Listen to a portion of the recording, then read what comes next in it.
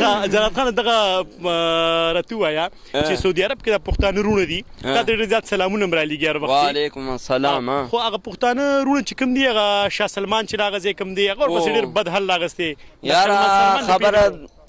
خبره دا ده که نه چې هغه پسې ما جواب هم ورلېږلی و چې ته ګوره دا زموږ پښتانه وروڼه دي ته په دې پښتنو باندې ظلم مه کوه د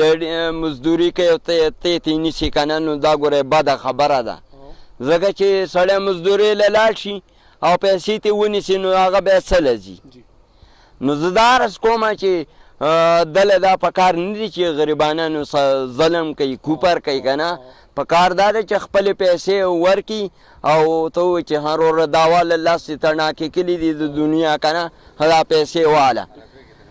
نو لکه خبره دا ده چې مکمل ظلم او کوپر یې راغستی ډېر زیات ظلم یې راغستی